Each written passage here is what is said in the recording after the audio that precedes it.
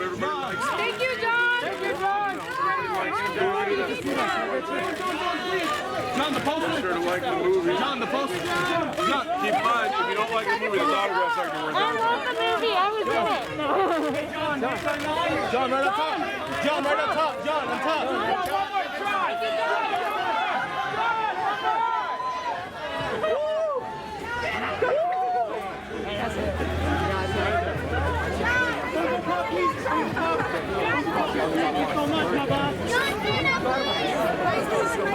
John, will you take a picture? Thank you.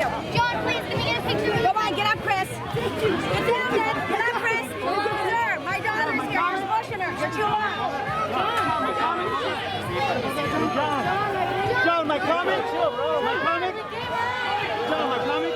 Make sure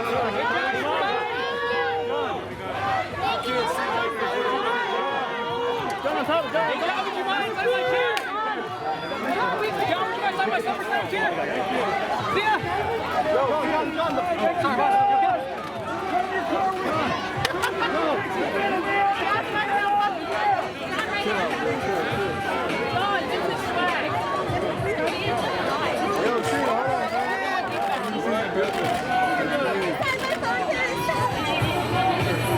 Don't push, guys. Don't push.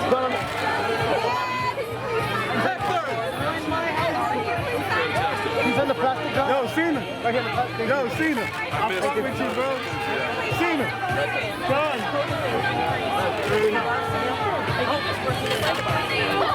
John. That's right, John.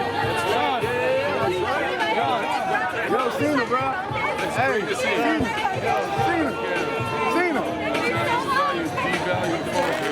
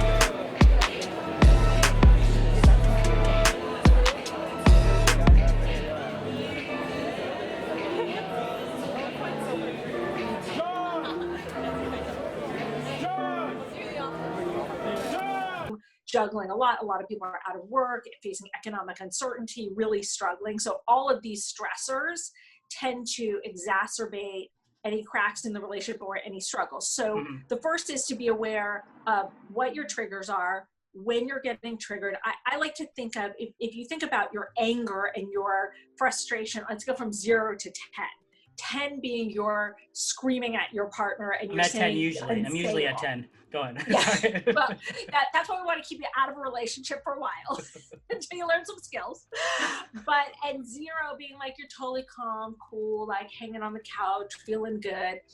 You want to look at what is that point of no return. Like as your anger mounts, as your frustration mounts, and we all have, our frustrations on a day-to-day basis, you want to be taking your temperature. You want to go, okay, what is that point of no return? For a lot of people, maybe a 7 or an 8. Let's say yours is an 8. What you want to do is be taking your temperature and checking in and going, okay, where am I on this scale right now? Okay, you know what? When you get about 2 points lower than your breaking point, so if you're an 8, when you hit a 6, it's time to take a timeout. I really like timeouts for adults. I don't like them very much for kids, which is a whole other thing. But to be able to say to your partner, plan it in advance, hey, I heard this therapist talk with Ryan Fu, and she recommended couples take a timeout when things are getting too heated, because what happens is if you're too hot when you have the conversation, it's not going to be productive. It's a waste of your time. People just get their feelings hurt. People say terrible things to each other. Take a timeout. When you hit a 6, hey, I think I'm too worked up to have a productive conversation. Let's take a break. Let's meet back in the kitchen an hour, or let's sleep on this and talk about it in the morning. You're not abandoning your partner. You're not screaming and running out the door, but saying, hey, I'm too hot right now. Like, I can't talk about this right now, but I do want to work this out. Let's talk about this later. So she's about to throw that beer bottle at me. I'm like, let's take a time out here. 2 points below the beer bottle throwing. That's when you want to take the time out. Beautiful. Since the COVID lockdown,